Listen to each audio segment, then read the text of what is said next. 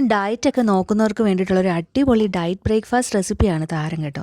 ഇത് സോളിഡ് ഫുഡൊക്കെ സ്റ്റാർട്ട് ചെയ്യുന്ന കുഞ്ഞുങ്ങൾക്കും കിഡ്സിനും ഒക്കെ ഹെൽത്തി ആയിട്ട് കഴിക്കാൻ പറ്റുന്ന ഒരു ദോശ കൂടെയാണ് കേട്ടോ. ഇത് ഉണ്ടാക്കാനും വളരെ ഈസിയാണ്. അപ്പോൾ നമുക്കിത് എങ്ങനെയാണ് ഉണ്ടാക്കണമെന്ന് നോക്കിയാലോ. ഇത് ഉണ്ടാക്കാനായിട്ട് മെയിനായിട്ട് വേണ്ട ഒരു സാധനം ചെറുപയറാണ് കേട്ടോ. നമുക്കപ്പോൾ ചെറുപയർ കുറച്ചെടുക്കാം.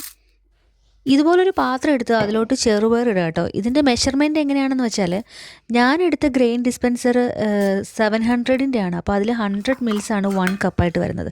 അതായത് ഇതുപോലത്തെ ഒരു മെഷർമെൻ്റ് ആണ് നിങ്ങൾ എടുക്കുന്നതെങ്കിൽ അതിൻ്റെ 250 ml എന്ന് പറയുമ്പോഴാണ് 1 കപ്പ് വരുന്നത്. അപ്പോൾ ഈ എൻ്റെ 100 ml എന്ന് പറയുന്നത് ഇതിൻ്റെ 250 ആയിരിക്കും.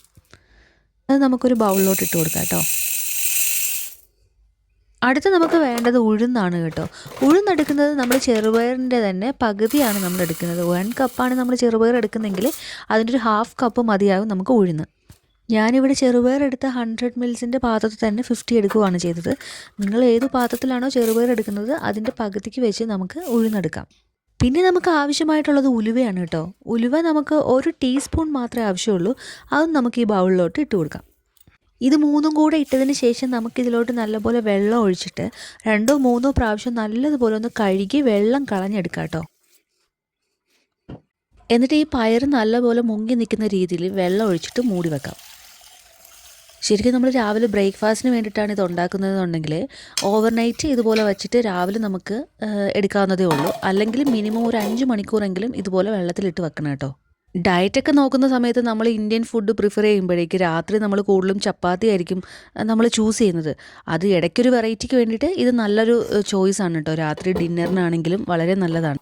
ഞാനിതിപ്പോൾ ഓവർനൈറ്റ് ഇങ്ങനെ വച്ചിട്ട് രാവിലെ വെള്ളം കളഞ്ഞ് കഴുകി നല്ലതുപോലെ എടുത്തതാണ് കേട്ടോ. ഇത് രാവിലെ ആകുമ്പോഴേക്കും നമ്മുടെ പയറും അതുപോലെ ഉഴുന്നും ഒക്കെ നല്ലതുപോലെ വെള്ളത്തിൽ സോക്കായിട്ട് ഇച്ചിരി കൂടെ വലിപ്പമൊക്കെ തോന്നുന്ന രീതിയിൽ ആവും കേട്ടോ. ഇനി നമ്മൾ കഴുകി വൃത്തിയാക്കി എടുത്ത പയറും ഉഴുന്നും ഉലുവയൊക്കെ എല്ലാം കൂടെ ഒരു മിക്സിയുടെ ജാറിലോട്ട് ഇട്ട് കൊടുക്കുക കേട്ടോ.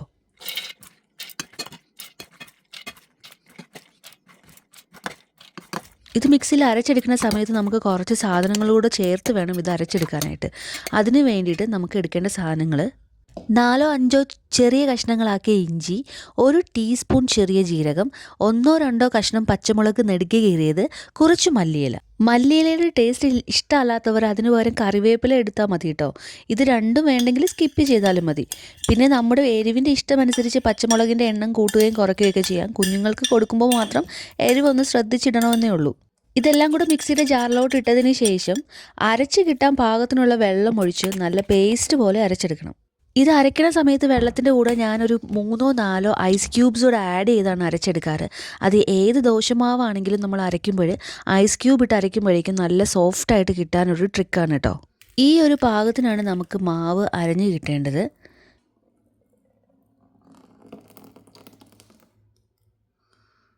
ഇനി ഇതിലോട്ട് ആവശ്യത്തിന് ഉപ്പും കൂടെ ചേർത്ത് നല്ലൊരു സ്പൂൺ കൊണ്ട് ഇളക്കി യോജിപ്പിച്ചെടുക്കണം.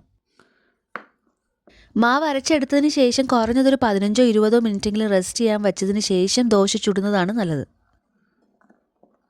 ഏത് കറിയായാലും ചട്നി ആയാലും ഇതിൻ്റെ കൂടെ കോമ്പിനേഷനിൽ നമുക്ക് കഴിക്കാൻ പറ്റും കേട്ടോ. വളരെ എളുപ്പത്തിലും കുറച്ച് ഇൻഗ്രീഡിയൻസ് ഒക്കെ ഉപയോഗിച്ച് ഈ ദോശയുടെ കൂടെ കഴിക്കാൻ പറ്റിയൊരു ചട്നിയുടെ റെസിപ്പി ഞാൻ നിങ്ങൾക്ക് പറഞ്ഞു തരാം കേട്ടോ.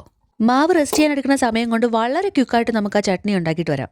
ഇത് ഉണ്ടാക്കിയെടുക്കാനായിട്ട് ആദ്യം നമുക്ക് വേണ്ടത് 2 സവോളയാണ് കേട്ടോ. അതിൻ്റെ തൊലിയൊക്കെ കളഞ്ഞ് നമുക്ക് ചെറുതായിട്ടൊന്ന് കട്ട് ചെയ്തെടുക്കാം. നമ്മൾ ഇന്നിവിടെ ഉണ്ടാക്കുന്നത് അധികം ആരും കേട്ടിട്ടില്ലാത്ത പാലക്കാടൻ ഗാന്ധി ചട്നിയാണ് കേട്ടോ.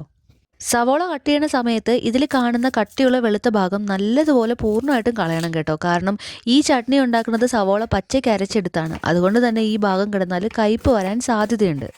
സവോളയുടെ പച്ച ടേസ്റ്റ് ഇഷ്ടമല്ലാത്തവരുണ്ടെന്നുണ്ടെങ്കിൽ സവോള ചെറുതായിട്ട് ഓയിലിട്ട് വഴറ്റിയെടുത്തതിന് ശേഷം അരച്ചെടുത്താൽ മതിയാവും. ചെറിയ ഉള്ളി ഇഷ്ടമാണ് എന്നുണ്ടെന്നുണ്ടെങ്കിൽ 5-6 ചെറിയ ഉള്ളി കൂടെ നമുക്കിതിൽ ആഡ് ചെയ്ത് കൊടുക്കാം കേട്ടോ. അത് ഓപ്ഷണലാണ്, വേണമെന്നില്ല. കട്ട് ചെയ്ത സവോളയും ചെറിയ ഉള്ളിയും കൂടെ മിക്സിയുടെ ജാറിലോട്ട് ഇട്ട് കൊടുക്കാം.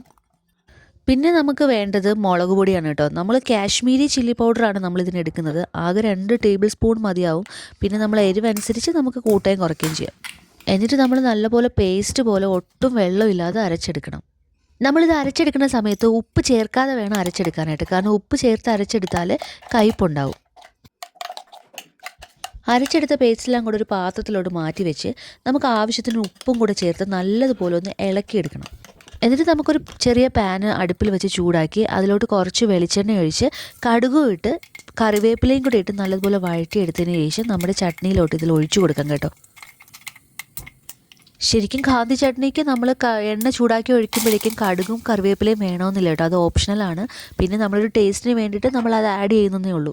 ഇത് ഇത്രയേ ഉള്ളൂ സംഭവം, നമ്മുടെ ചട്നി റെഡിയായി. വളരെ ഈസി ആയിട്ട് നമുക്ക് ഉണ്ടാക്കിയെടുക്കാൻ പറ്റുന്നൊരു ചട്നിയാണ് കേട്ടോ. അതിന് മാറ്റി വെച്ചിട്ട് നമുക്ക് ദോശ ചുട്ടെടുക്കാം. ദോശക്കല്ല് നല്ലപോലെ ചൂടായിട്ട് വരുമ്പോഴേക്കും കുറച്ച് വെള്ളം അതിൽ സ്പ്രേ ചെയ്തതിന് ശേഷം നമ്മുടെ മാവ് അതിലിങ്ങനെ പയ്യെ ഒഴിച്ച് നല്ലപോലെ പരത്തിയെടുക്കാം.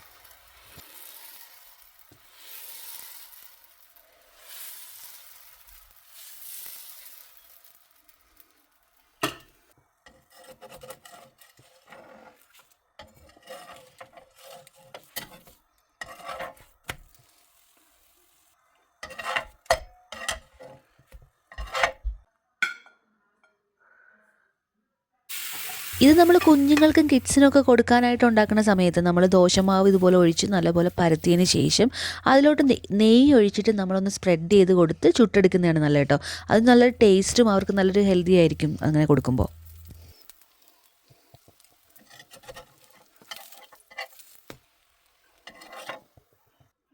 അപ്പോൾ അതെ, ഡയറ്റ് ചെയ്യുന്നവർക്കും കുഞ്ഞുങ്ങൾക്കും എല്ലാവർക്കും ഒരുപോലെ കഴിക്കാൻ പറ്റിയ വളരെ ഹെൽത്തി ആയിട്ടും നല്ല ടേസ്റ്റി ആയിട്ടും കുറേ ഗുണങ്ങളൊക്കെ അടങ്ങിയ ഒരു ചെറുപയറിൻ്റെ നല്ല അടിപൊളി ദോശയും നല്ല എളുപ്പത്തിലുണ്ടാക്കാൻ പറ്റിയ ചട്നിയാണ് കേട്ടോ.